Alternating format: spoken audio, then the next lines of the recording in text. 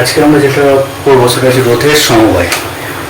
রোধের সমবায় তো তোমরা দেখেছো রোধ আমরা যখন আঁকি রোধের সাইন হচ্ছে এই ধরনের, এইভাবে আমরা রোধকে বোঝাই। তো আমরা যেটা দেখবো সেই রোধের সমবায়। পরপর রোধগুলো যদি কতগুলো রোধ যদি যুক্ত হয় তাহলে সেই ধরনের মানে সংযোগকে বলা হয় সমবায়। তো আমরা সেই সমবায় সম্পর্কে দেখবো। রোধের সমবায় দু রকমের হতে পারে। রোধের সমবায় একটা হচ্ছে শ্রেণী সমবায়, একটা হচ্ছে সমান্তরাল সমবায়। শ্রেণী সমবায় কীরকম না, পরপর কতগুলো রোধ যদি এরকমভাবে যুক্ত থাকে, এই তিনখানা রোধ যুক্ত হয়েছে, এই একটা রোধ হচ্ছে R1, ধরো একটা রোধ হচ্ছে R2, এই একটা রোধ হচ্ছে R3। তিনটে রোধকে যদি আমরা এইভাবে পরপর যোগ করি তাহলে এই ধরনের সমবায় যেটা তৈরি হয় এটাকে বলা হচ্ছে শ্রেণী সমবায়। ঠিক আছে। আর রোধগুলো যদি দেখা যায় যে পরস্পরের সঙ্গে সমান্তরালভাবে যুক্ত হয়ে আছে, এই একটা রোধ ধরো, এই একটা রোধ আর এই একটা রোধ, তিনটে রোধ যদি এইভাবে যুক্ত থাকে তাহলে দেখো এখান থেকে দেখে বুঝতে পারা যাচ্ছে যে এই রোধগুলো পরস্পরের সঙ্গে দেখো সমান্তরাল সমবায় যুক্ত আছে। এটা R1 বলি, এটাকে R2 আর R3। তো শ্রেণী সমবায়, এটা হচ্ছে শ্রেণী সমবায়, পরপর রোধগুলো যুক্ত থাকবে। ঠিক আছে। একটা হচ্ছে তোমার রোধের মানে শেষ, অন্য রোধের শুরু। ঠিক আছে। আবার এই রোধের দেখো শেষ, অন্য রোধটা শুরু, এই রোধটা শেষ, তারপর এবার যেরকম সংযোগ থাকবে। আর এখানে দেখো এই রোধগুলো প্রত্যেকটা রোধের একটা প্রান্ত দেখো একটা প্রান্তের একটা পয়েন্টের সঙ্গে যোগ আছে। প্রত্যেকটা রোধের একটা সাইড কিন্তু একটা পয়েন্টের সঙ্গে যোগ আছে। এখানে দেখো একটা রোধের, এই রোধের শেষ প্রান্ত, এই রোধের শেষ প্রান্ত, এই রোধের শেষ প্রান্ত ঠিক দুটো পয়েন্টের সঙ্গে যোগ আছে। মানে প্রত্যেকটা রোধের ক্ষেত্রে এই জায়গাটা খেয়াল রাখবে, কারণ এই ধরনের তোমার প্রবলেম করতে হবে, অনেক প্রবলেম আছে এই ধরনের, মানে সলিউশন তোমাকে দেখতে হবে। তো এই দুটো জিনিসকে ভালো করে বুঝতে হবে, শ্রেণী সমবায়ের সংযোগটা কীরকম হয় আর সমান্তরাল সমবায়ের সংযোগটা কেমন হয়। ধরো এই রোধের আমি যদি এরকমভাবে পয়েন্ট করি, এ পয়েন্ট, আর এই রোধের হচ্ছে বি পয়েন্ট। ঠিক আছে। তাহলে এই রোধটার এ পয়েন্ট আর বি পয়েন্ট যেখানে শেষ হয়ে গেল, এবার দেখো R2 রোধের যেটা শুরু সেটা হচ্ছে তার ধরো সি পয়েন্ট, সিটা আর এর শেষটা সংযুক্ত হয়ে আছে এখানে। ধরো R2 যে শেষ সেটাকে যদি আমি ডি পয়েন্ট বলি, ডি পয়েন্ট, আর R3 যেটা শুরু সেটাকে আমি যদি ই পয়েন্ট বলি, তাহলে ডি আর ই এখানে যুক্ত হলো। আর দেখো R3 শেষ সেটা কিন্তু কারোর সঙ্গে অন্য কোনো রোধের সঙ্গে যুক্ত হয়নি। কিন্তু এক্ষেত্রে দেখো R1 এর একটা টার্মিনালস, মানে এটাকে যদি আমি এ বলি, মানে এখানে এ বলা আছে, অন্য কিছু একটা বলি এখানে, আচ্ছা এখানে বলি পি, এটাকে বলি পি, এটাকে বলি কিউ, এটাকে পি কিউ, এটাকে বলি আর, এটাকে বলি এস, আর এটাকে বলি টি, এটাকে ইউ। দেখো এর যে শুরু সেটা হচ্ছে পি, এই রোধটা যে শেষ সেটা হচ্ছে কিউ, আর এই রোধের যে শুরু সেটা হচ্ছে আর, এই রোধের যে শেষ সেটা হচ্ছে এস, এই রোধের যে শুরু সেটা হচ্ছে টি, আর এই রোধের যে শেষ সেটা হচ্ছে ইউ। দেখো তাহলে এদের যে শেষ প্রান্তগুলো সবগুলো কিন্তু কিউ পয়েন্ট, এস পয়েন্ট আর ইউ পয়েন্ট সব কিন্তু বি পয়েন্টের সঙ্গে যুক্ত হয়ে আছে। আর এইদিকে দেখো পি পয়েন্ট, এই রোধের সে শুরু পি, এই রোধের যে শুরু আর, এই রোধের শুরু টি, এরা সব একটা পয়েন্টের সঙ্গে যুক্ত হয়েছে, এ পয়েন্টের সঙ্গে যুক্ত হয়েছে, এখানে বি পয়েন্টের সঙ্গে যুক্ত হয়েছে। এই লজিকটা খুব ভালো করে বুঝতে হবে কিন্তু, এটা শ্রেণী সমবায় আর সমান্তরাল সমবায়। বেশ, ঠিক আছে। এই ধরনের অনেক নিউমেরিক্যালস আসবে, অনেকগুলো প্রবলেম আছে, আমরা পরে করবো। আচ্ছা ঠিক আছে, আমরা আগে তুল্যাঙ্ক রোধ নির্ণয় জিনিসটা একটু বুঝে নিই, শ্রেণী সমবায়ের ক্ষেত্রে, সমান্তরাল সমবায়ের ক্ষেত্রে। ছবি এঁকে নেবে, পজ করবে, ছবি এঁকে নেবে। বেশ, ঠিক আছে। আচ্ছা এবার দেখো আমরা তুল্যাঙ্ক রোধ নির্ণয় করবো আজকে, শ্রেণী সমবায় আর সমান্তরাল সমবায়।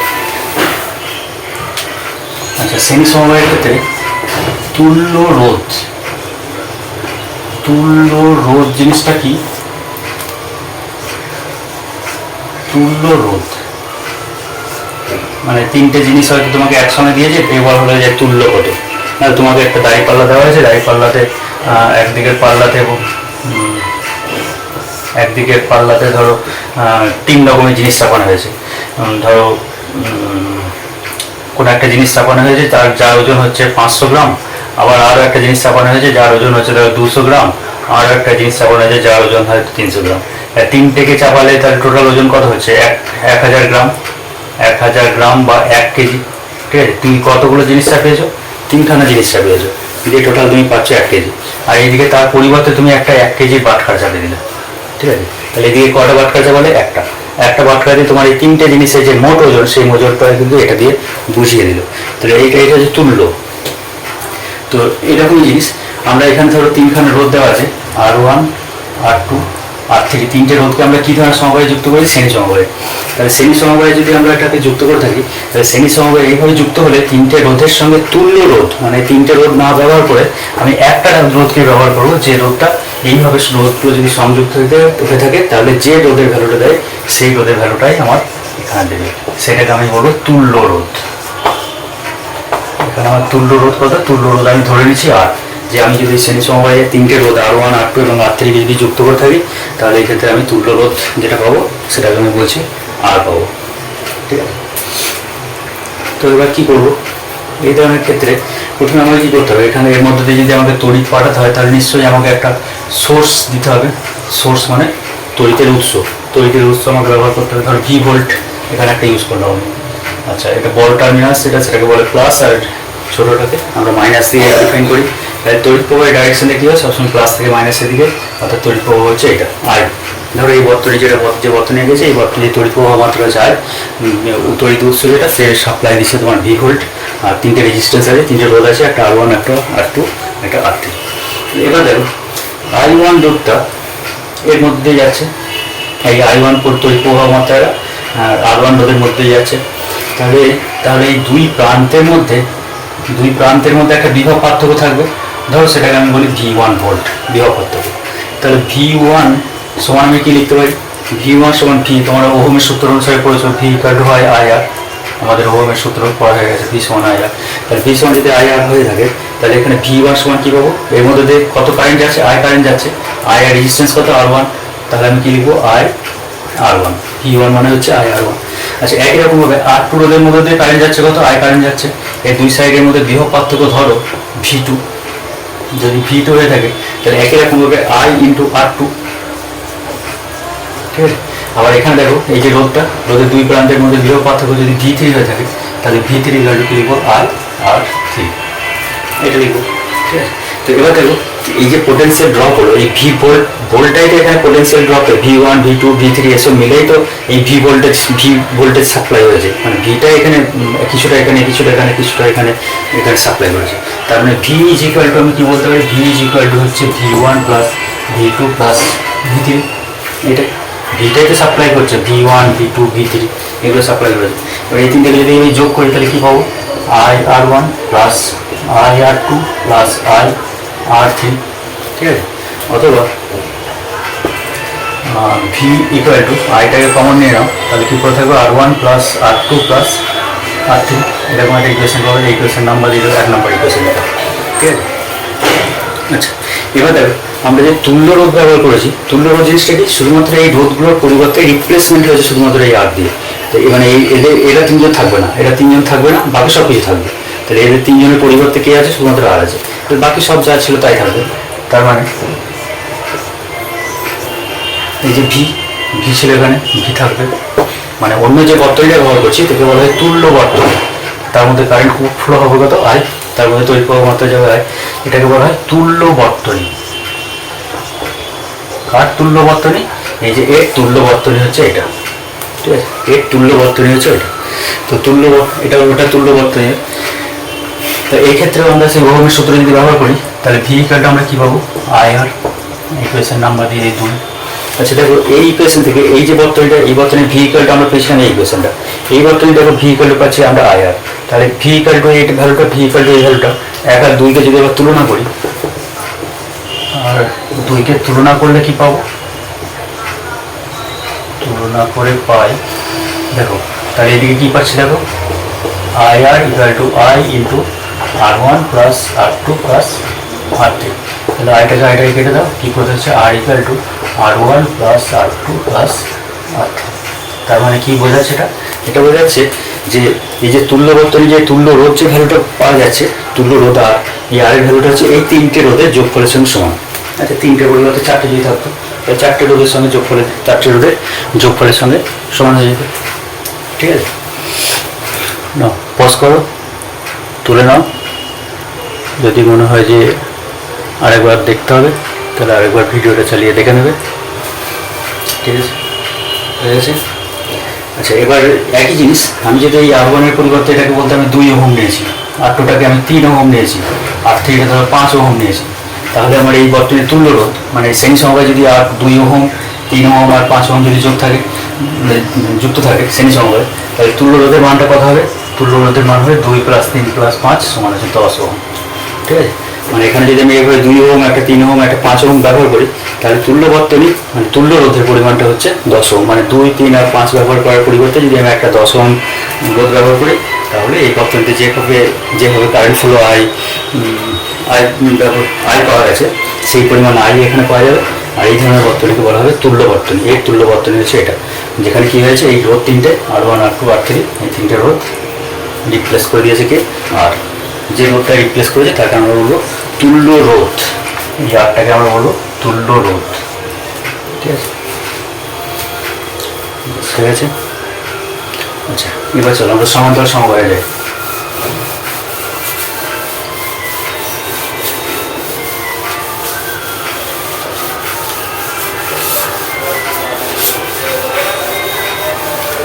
এবার দেখো সমান্তরাল সমবায়ের ক্ষেত্রে কি হয়, সমান্তরাল সমবায়ে তুল্য রোধ আমাদেরকে নির্ণয় করতে হবে। তোমাদের টাইম হচ্ছে খুবই মূল্যবান, এই সময় খুব অল্প সময় আছে, অল্প সময়ের মধ্যে যতটা পারো ততটা তোমাকে রিভাইজ করতে হবে। যেমন যতটা পারছি স্পিডে এগোনোর চেষ্টা করছি, তোমাদের পড়া সবই হয়ে আছে, যাদের ফাংশনগুলো তোরা পুরোটাই রিভাইজ করতে হবে, সেদিকটা আমি দেখছি। আচ্ছা, তিনটে রোধ আছে, একটা ধরো R1, একটা রোধ হচ্ছে R2, একটা হচ্ছে R3, তিনটে রোধ সমান্তরাল সমবায়ে যুক্ত, তিনটে রোধ সমান্তরাল সমবায়ে যুক্ত। তার সঙ্গে একটা তড়িৎ উৎস ব্যবহার করা হয়েছে, ভি ভোল্টেজ দেওয়া হয়েছে, কারেন্ট ফ্লো হচ্ছে এখানে আই।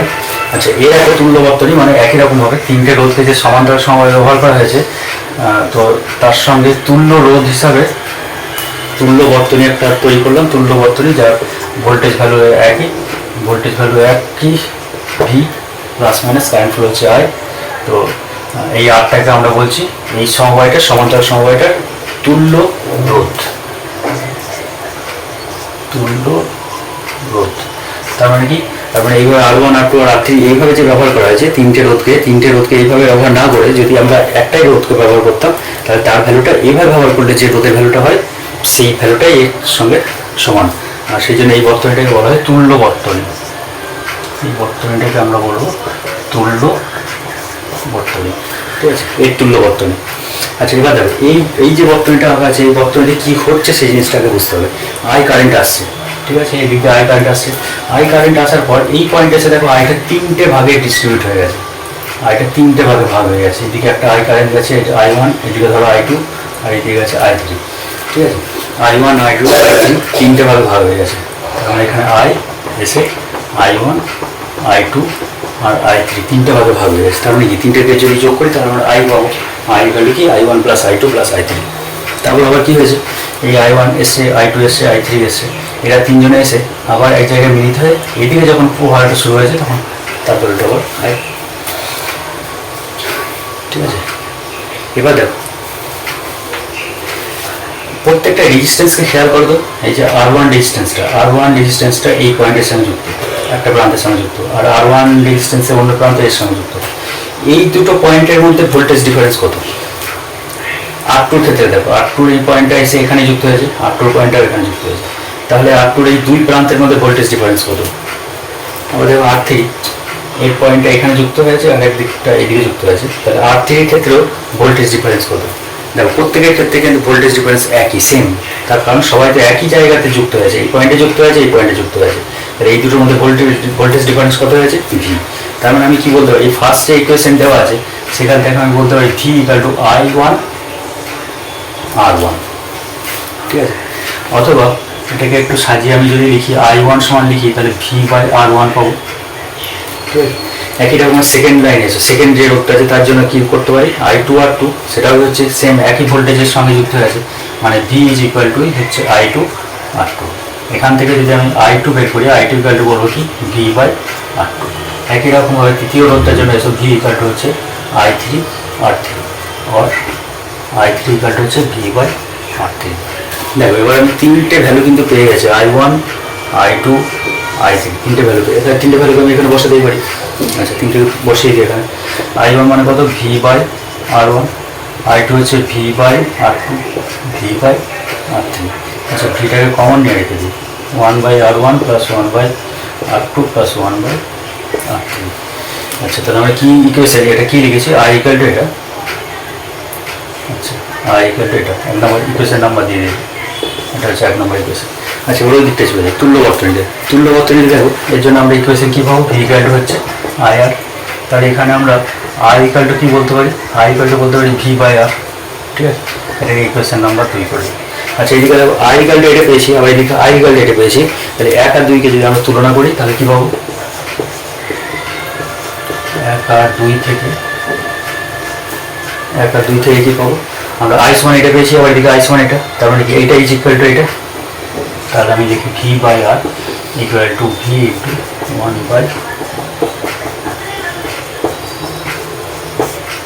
ঠিক আছে।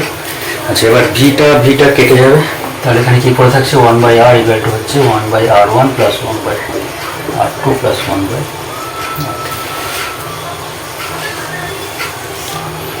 ঠিক আছে, তাহলে কি পেলাম বলো, এই যে আরটা, এই আরটা কি, এই আরটা হচ্ছে তুল্য রোধ।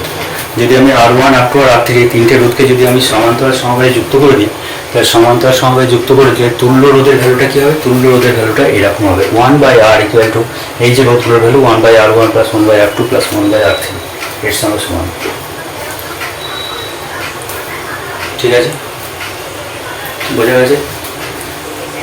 বুঝতে না পারলে আরেকবার তুমি প্রথম থেকে আরেকবার দেখে নেবে, যেখান থেকে বুঝতে পারো সেখান থেকে একটু রিপিট করে রিভাইজ করে রিভার্সে গিয়ে আরেকবার করে দেখে নেবে, সব বুঝতে পেরে যাবে। ঠিক আছে, বেশ। এবার দেখো তোমরা ভুল কোন জায়গাতে হয়, ভুল হয় এবার ক্যালকুলেশনের সময়। কী ভুল হয় সেটা আমি একটা দেখিয়ে দিই, কী ভুল করো সাধারণত। আচ্ছা, এটা গেল সমান্তরাল সমবায়ে তুল্য রোধের মান আমাদের বেরিয়ে গেছে। দুটো ক্ষেত্রে আমরা বের করলাম, শ্রেণী সমবায়ে তুল্য রোধের মান বের করলাম, এবার সমান্তরাল সমবায়ের ক্ষেত্রেও তুল্য রোধের মানটা আমরা বের করে ফেলেছি। ঠিক আছে, এবার দেখো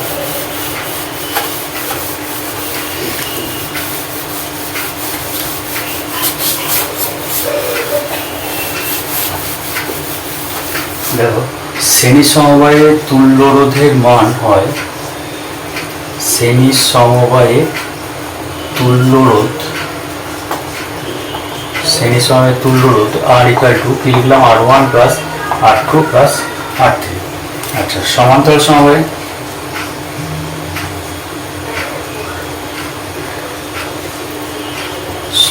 সমবায়ে তুল্য রোধ আর ইকুয়াল টু আর নয় 1/r, 1/r ইকুয়াল টু হচ্ছে 1/r1 plus 1/r2 plus 1/r3।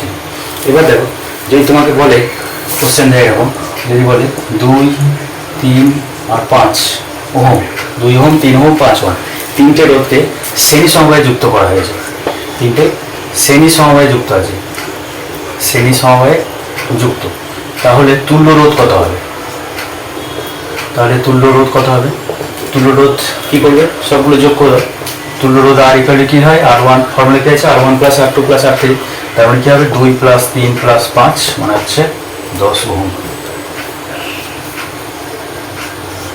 10 ohm.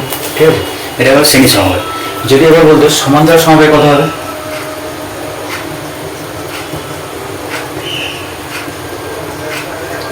সমান্তরাল সমবায় কত, সমান্তরাল সমবায়ের ক্ষেত্রে তুল্য রোধের ভ্যালুটা কী হয়, 1/r equal to 1/r1, 1/r1, তার ফর্মুলা কী আসবে 1/2 প্লাস 1/3 প্লাস 1/5।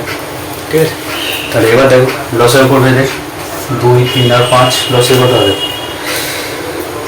3, 2, 6, 5, 6, 30, মানে 15 না 30 হবে, 30, এটা হচ্ছে 15, এটা হচ্ছে 10, এটা হচ্ছে 6।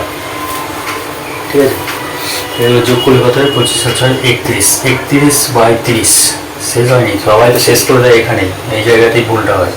31/30 মানে কি, 1/r ইকুয়াল টু হচ্ছে 31/30, এই জায়গায় খেয়াল রাখবে, এখন শেষ হয়নি। ঠিক আছে, এবার উল্টাতে হবে মানে r ইকুয়াল টু আসবে এবার 30/31 ওহম, এটা হচ্ছে অ্যান্সার। দেখো এই জায়গাতেই সবাই শেষ করে দেয়, এটাতেই ভুল করে দেয়, এখানে এসে আটকে যায়, মানে শেষ করে দিয়ে চলে যায়, আর খেয়াল করে না। তাহলে দেখো 1/r ইকুয়াল টু, তুমি যেটা বের করেছো সেটা হচ্ছে 1/r ইকুয়াল টু 31/30 বেরিয়েছে, ঠিক আছে? তাহলে এটা গোলটা দেখো তো, r ইকুয়াল টু কি আসবে, r ইকুয়াল টু 30/31। তাহলে সমান্তরাল সমবায় তুল্য রোধের ভ্যালু কত? তুল্য রোধের ভ্যালু হচ্ছে 30/31 ওহম, একের থেকেও কম। দেখো ইন্টারেস্টিং ব্যাপার। শ্রেণী সমবায়ের ক্ষেত্রে দেখো, শ্রেণী সমবায়ের ক্ষেত্রে তুল্য রোধের মান কত হলো? 10 ওহম। যে 10 ওহম ভ্যালুটা দেখো প্রত্যেকটা রোধের ভ্যালুর থেকে কিন্তু বেশি, ঠিক আছে?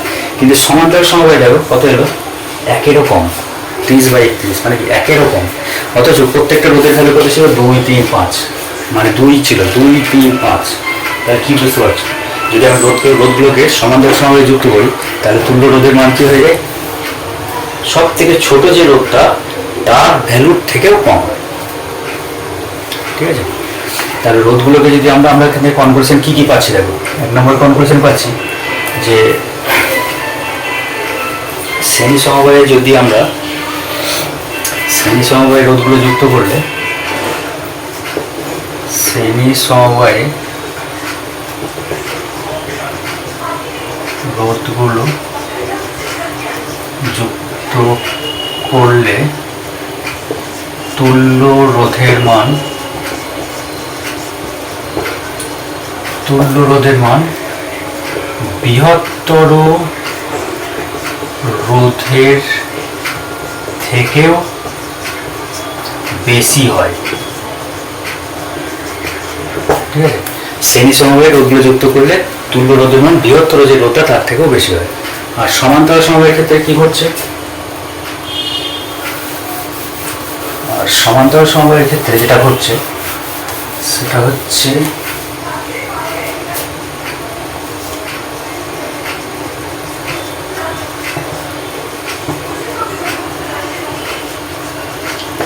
সমবায়ী